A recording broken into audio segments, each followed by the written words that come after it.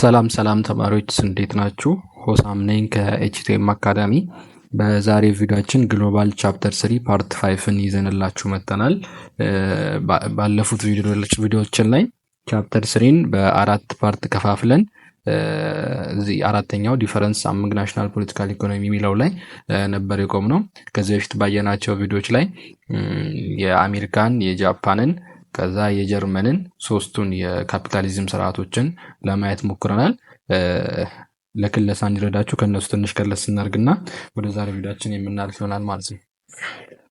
እንግዲህ ሰርቪስ ኦፍ ዘ ሞስት ኢንፍሉዌንሻል ናሽናል ፖለቲካል ኢኮኖሚ ሲስተም ኢን ዘ ወርልድ የምንላቸው በካፒታል ስርዓት ውስጥ ያሉ በካፒታል ሲስተም ውስጥ ያሉ ሶስት ሀገራቶች አሉ። የመጀመሪያው የአሜሪካ ሲስተም ኦፍ ማርኬት ኦሪየንቴድ ነው።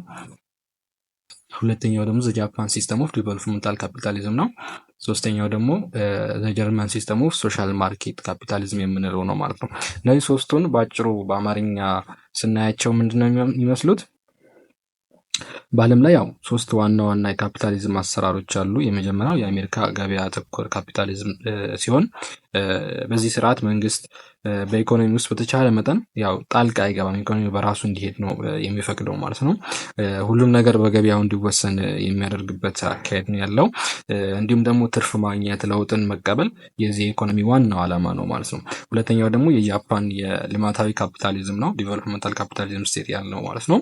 እዚህ ጋር እንግዲህ ያው መንግስትና ትልልቅ ድርጅቶች ወይም ኢንዱስትሪዎች ማለት ነው ተባብረው አገሪቷን ወደ ተሻለ ደረጃ ለማሳደግ የሚሰሩበት አይነት ሲስተም ነው ማለት ነው። እንግዲህ መንግስት የትኞቹ ኢንዱስትሪዎች ማደግ እንዳለባቸው ይመርጥና ለነዛ ድርጅቶች ወይም ለነዛ ኢንዱስትሪዎች ድጋፍና ጥበቃ የሚያደርግበት አካሄድ ነው ያለው ማለት ነው። እንዲሁም ደግሞ ሰራተኞችም የረጅም ጊዜ ስራ እድል የሚያገኙበት አይነት ስርዓት ነው የጃፓን ዲቨሎፕመንታል ስቴት ካፒታሊዝም ስርዓት ማለት ነው። ሌላኛው ሶስተኛው ደግሞ የጀርመንን አይተናል። የጀርመን እንግዲህ የማህበራዊ ገበያ ካፒታሊዝም ነው፣ ማርኬት እንትን ነው፣ ሶሻል ማርኬት ካፒታሊዝም ነው። እንግዲህ በዚህ ስርዓት ነፃ ገበያ እንዲኖር ይደረጋል። ነገር ግን ሰራተኞች ጥሩ ክፍያ እንዲያገኙም ይደረጋል። እንዲሁ ደግሞ የሰራተኞች መብቶቻቸው ይጠበቅላቸዋል። መንግስት ደግሞ ስራ የሌላቸውን የሀገሪቷ ዜጎችን የሚረዳበት ሁኔታም አለ። እንዲሁም ደግሞ ድርጅቶች ከሚያገኙት ትርፍ ላይ ወደ አካባቢ የሚለቋቸው የተለያዩ ፖሊታንት የሆኑ ነገሮች አሉ፣ አካባቢ በኩል ነገሮች አሉ እና አካባቢያቸውን እንዲጠብቁም መንግስት የሚያስገድድበት ሁኔታም ያለበት አይነት ስርዓት ነው ማለት ነው። ስለዚህ እነዚህ ሶስቱ ስርዓቶች በካፒታሊዝም ማዕቀፍ ውስጥ የተለያየ አሰራር መንገዶችን የሚከተሉ ናቸው ማለት ነው። እንግዲህ ዛሬ በፓርት 5 ዲፈረንስ አመንግ ናሽናል ፖለቲካል ኢኮኖሚ ሲስተም በናሽናል ፖለቲካል ኢኮኖሚ ሲስተም ውስጥ ወይም በናሽናል በሀገራቶች ፖለቲካል ሲስተም ውስጥ ዲፈረንስ አለ፣ የተለያዩ ልዩነቶች አሉ። ምንድን ናቸው የሚለውን በዚህኛው ቪዲዮ የምናይ ይሆናል ማለት ነው። እንግዲህ የዩቲዩብ ቻናሉን ሰብስክራይብ ማድረጋችሁን እንዳትረሱ፣ ሰብስክራይብ ማድረግ አለባችሁ። እንዲሁም ደግሞ ዩቲዩብን ቪዲዮን አይታችሁ ሲጨርሱ ላይክ ማድረጋችሁን ለጓደኞቻችሁ ሼር ማድረጋችሁን እንዳትረሱ። ፕላስ ደግሞ ዋና ማሳስባችሁ ነገር ቪዲዮውን ስታዩ ፕሊስ ቪፒኤን እያበራችሁ ለእኛ ጥቅም ስላለው ነው እና እንድትተባበሩን ላለው ቪፒኤን እያበራችሁ ብታዩ ለእኛ ጥቅም ስላለው ነው እና እንደዛ ተባበሩን ላለው። እንግዲህ በናሽናል ፖለቲካል ኢኮኖሚ ሲስተም ውስጥ ብዙ አይነት ልዩነቶች አሉ ማለት ነው። while national system of political economy differ from one another in many important aspects እንግዲህ ናሽናል ፖለቲካል ኢኮኖሚ አንዱ ከሌላኛው በብዙ መንገዶች ሊለያይ ይችላል። ነገር ግን በሶስት ዋና ዋና መንገዶች እዚህ ጋር የጠቀስናቸው የመጀመሪያው ዘ ፕራይም ፐርፐዝ ኦፍ ኢኮኖሚ አክቲቪቲ ኦፍ ዘ ኔሽን የኔሽን ወይም የዛች ሀገር የኢኮኖሚ አክቲቪቲ ፐርፐዙ ምንድን ነው፣ አላማው ምንድን ነው የሚለው ነገር አንደኛው እሱ ነው። እነዚህ የሚከፋፍላቸው ማለት ነው ወይም የተለያየ እንዲሆን የሚያደርገው ይሄ ነው። ሁለተኛው ደግሞ ዘ ሮል ኦፍ ዘ ስቴት ኢን ዘ ኢኮኖሚ በኢኮኖሚ ውስጥ የስቴት ሚና ምንድን ነው የሚለው ይሄም አንዱ ነው። ሶስተኛው ደግሞ ዘ ስትራክቸር ኦፍ ዘ ኮርፖሬት ሴክተር ኤንድ ፕራይቬት ቢዝነስ ፕራክቲስ የግሉ ዘርፍና የተቋሞች ያላቸው ሪሌሽንሺፕም ስትራክቸራቸው መወቃቀራቸውም ይሄ ናሽናል ፖለቲካል ኢኮኖሚ ሲስተሙ የተለያየ እንዲሆን ከሚያደርጉ ምክንያቶች ዋና ዋናዎቹ ሶስቱ እነዚህ ናቸው። ሌሎች ምክንያቶችን ቢኖሩም ማለት ነው።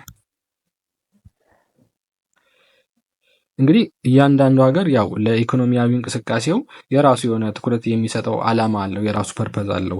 አንዳንዶቹ ለህዝብ ደህንነት ሲሉ፣ ሌሎች ደግሞ ሀገራቸውን ለማጠንከር ሲሉ የሚሰሩበት ሁኔታ አለ ማለት ነው። although every modern economy must promote the welfare of its citizens, different society varying emphasis given to particular objective. ይሄ አሁን የነገርኳችሁ ማለት ነው። ሁሉም ሀገር የራሱ የሆነ ትኩረት የሚሰጠው ነገር አለ። አንዳንዱ የህዝቡን ሰላም ማስጠበቅ ሊሆን ይችላል፣ ዌልፌሩን ማስጠበቅ ሊሆን ይችላል። which range from promoting consumer welfare to pursuit of national power የሀገርን አቅም ከማሳደግ አንጻር strongly influenced and are influenced by such other features of national economies as the role of the state in the economy and the structure of that economy ማለት ነው። ሁለተኛው የመንግስት ሚና በኢኮኖሚ ውስጥ ምን ይመስላል የሚለው ነው። ናሽናል ፖለቲካል ኢኮኖሚን ዲፈረንስ እንዲኖር የሚያደርገው ማለት ነው። ይሄ ምን ማለት ነው? እንግዲህ በሀገራቶች መካከል መንግስት በተለያዩ ሀገራቶች መንግስት በኢኮኖሚ ውስጥ ምን አይነት ሚና ይጫወታል? አንዳንዴ በሁሉም ነገር ጣልቃ ሊገባ ይችላል። ሌላ ጊዜ ደግሞ ገበያው በራሱ እንዲህ ሊሆን ይችላል። ስለዚህ የመንግስት ጣልቃ ገብነት ፖለቲካል ኢኮኖሚ ሲስተሙን የተለያየ እንደሆነ ከሚያደርጉ ነገሮች አንዱ ናቸው፣ ቅድም እንደነገርኳችሁ ማለት ነው። እንግዲህ ሀገራችን ላይ ያሉ ትላልቅ ኩባንያዎች እንዴት ነው የተገነቡት፣ የግል ንግዱስ እንዴት ነው የሚሰራው ምናምን የሚሉ እነዚህ ነገሮችም ፖለቲካል ኢኮኖሚ ሲስተሙ ላይ ዲፈረንስ የሚያመጡ ነገሮች ናቸው ማለት ነው። As for the role of the state in the economy, market economies include the generally laissez-faire non-interventionist stance of the United States as well as the Japan state central role in the overall management of the economy። እንግዲህ መንግስት በኢኮኖሚ ውስጥ ስለሚኖረው ሚና ባለፈው ያየነው ነገር አለ። ማለት ያው መንግስት አንዳንዴ በኢኮኖሚ ውስጥ ምን ያህል ጣልቃ እንደሚገባ ከተለያየ ሀገር አንጻር ስናየው የራሱ የሆነ አሰራር አለው። ለምሳሌ አሜሪካኖች በተቻለ መጠን ጣልቃ ላለመግባት ይሞክራሉ። ጃፓኖች ደግሞ በሁሉም ነገር ውስጥ እጃቸውን ያስገባሉ ማለት ነው። ማለት አሜሪካኖች እንግዲህ መንግስት ዝም ብሎ እንዲመለከት ነው የሚፈልጉት፣ ስራውን ራሳቸው መስራት የሚፈልጉ። ጃፓኖች ደግሞ መንግስት ከላይ ቁጭ ብሎ እንትን ካላለን ወደ ካልመራን አንሄድም አይነት ባይ ናቸው ማለት ነው። And the mechanism of corporate governance and private business practice also differ. The relatively fragmented American business structure and the Japan system of tightly integrated industrial grouping contrasts dramatically with one another. እንግዲህ ሌላኛው የድርጅቶች የአስተዳደርና የግል የንግድ ተቋማቶች የሚቀናጁበት መንገድ ነው። ማለት እንግዲህ ድርጅቶች የአመራር ስልት አላቸው። የንግድ ስራቸው የተለያየ ነው። እንግዲህ አሜሪካኖች በትናንሽና የተበታተኑ ንግዶች ነው የሚመሩ ሲሆን ጃፓኖች ደግሞ በትላልቅና የተሳሰሩ በሆኑ በኢንዱስትሪዎች ነው የሚመሩት ማለት ነው። ምን ማለት ነው? አሜሪካ ጋር ያው አንድ ትልቅ ድርጅት ከመቶ ትንሽ ድርጅቶች ጋር ሊሰራ ይችላል። ጃፓኖች ጋር ግን በቃ አንድ ቤተሰብ ነው የሚመስሉትና ሁሉም ነገር በስርዓት የተያዘ ነው እንደ አሜሪካ የተከፋፈለ አይነት አይደለም ማለት ነው። ሌላው ዘ ፐርፐዝ ኦፍ ኢኮኖሚክ አክቲቪቲ ኢን ፓርቲኩላር ካንትሪ ላርጅሊ ዲተርማይንስ ዘ ሮል ኦፍ ዘ ስቴት ኢን ዘ ኢኮኖሚ። እንግዲህ በአንድ ሀገር ውስጥ ያለው የኢኮኖሚ እንቅስቃሴ አላማው ፐርፐዙ በአብዛኛው መንግስት በዛ ኢኮኖሚ ውስጥ ያለው ሚና ይወስናል ማለት ነው። የአንድ ሀገር ያው የኢኮኖሚክስ ዓላማ የሚወሰነው እንግዲህ መንግስት በዛ ሀገር ውስጥ ምን አይነት ስራ መስራት እንዳለበት ነው። የኢኮኖሚ ዓላማው ከታወቀ የመንግስት ምን ያህል ጣልቃ መግባት አለበት የሚለውም ዲተርሚን ይደረጋል ማለት ነው። In this liberal society where the welfare of the consumer and the autonomy of the market are emphasized, the role of the state tends to be minimal። ስለዚህ ሊበራል ሶሳይቲ ባለበት ውስጥ ልክ እንደ አሜሪካ ሊበራል ሶሳይቲ ባለበት ውስጥ የመንግስት ሚና በጣም ይቀንሳል። እንግዲህ የሊበራል ማህበረሰቦች ውስጥ የሸማቹ ደህንነት፣ የገበያው ራስ ገዝነት በሚበረታታባቸው አይነት የሀገራቶች ውስጥ የመንግስት ሚና በጣም አነስተኛ ነው የሚሆነው ማለት ነው። ማለት ህዝቡና ገበያው በራሳቸው የሚንቀሳቀሱ ከሆነ የመንግስት ጣልቃ ገብነት አያስፈልግም ማለት ነው። On the other hand, in those society where more communal or collective purpose prevail, the role of the state interventionist in the economy ማለት ነው። በተቃራኒው ደግሞ ሞር ኮሌክቲቭ የሆነ ፐርፐዝ ፕሪቬል ያላቸው ሀገራቶች ጋር ደግሞ ማህበረሰቦች ጋር ስንሄድ ደግሞ የመንግስት ጣልቃ ገብነት በጣም አስፈላጊ ነው፣ ልክ እንደ ጃፓን አይነት ባሉ ሀገራቶች ማለት ነው።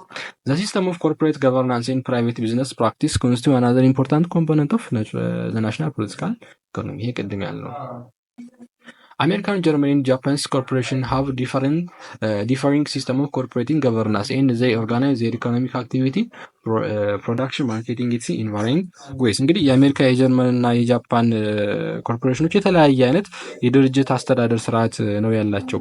እንዲሁም የኢኮኖሚ እንቅስቃሴያቸውም ከምርት ከግብይት አንጻር በተለያየ መንገድ ነው የተደራጁት ማለት ነው። ለምሳሌ ፎር ኤግዛምፕል ዌሪያስ ሼር ሆልደርስ ሃቭ አን ኢምፖርታንት ሩል ኢን ዘ ገቨርናንስ ኦፍ አሜሪካን ቢዝነስ ባንክ ሃቭ ፕሌድ ኤ ሞር ኢምፖርታንት ሩል ኢን ዘ ጃፓን ኤንድ ጀርመኒ። እንግዲህ በአሜሪካ የመንግስት ውስጥ በአሜሪካ የአስተዳደር ስርዓት ውስጥ ሼር ሆልደሮች ወይም ባለ አክሲዮኖች በጣም ከፍተኛ የሆነ ተጽዕኖ አላቸው ማለት ነው። ወደ ጃፓን እና ወደ አሜሪካ ደግሞ ስንመጣ በጣም ተጽዕኖ ያላቸው ባንኮች ናቸው ማለት ነው። ትልቅ ሚና የሚጫወቱት ባንኮች ናቸው በጃፓን እና በጀርመን የኢኮኖሚ ስርዓት ስናይ ማለት ነው። እንግዲህ አሜሪካኖችም ድርጅት ያቋቁማሉ፣ ያው ጀርመኖችም ያቋቁማሉ፣ ጃፓኖችም ልክ እንደዛ ማለት ነው። ግን ሁሉም በራሳቸው መንገድ ነው ነገሮችን የሚያከናውኑት ማለት ነው። ለምሳሌ የአክሲዮን ባለቤቶች የአሜሪካን ንግድ አስተዳደር ውስጥ ትልቅ ሚና ሲኖራቸው፣ ባንኮች ደግሞ በጃፓን እና በጀርመን ውስጥ ደግሞ ትልቅ ሚና የሚጫወቱት እነሱ ናቸው ማለት ነው። ኦኬ ፓርት 6 ከዚህ የምንቀጥል ይሆናል። እናመሰግናለን። ሰላሙን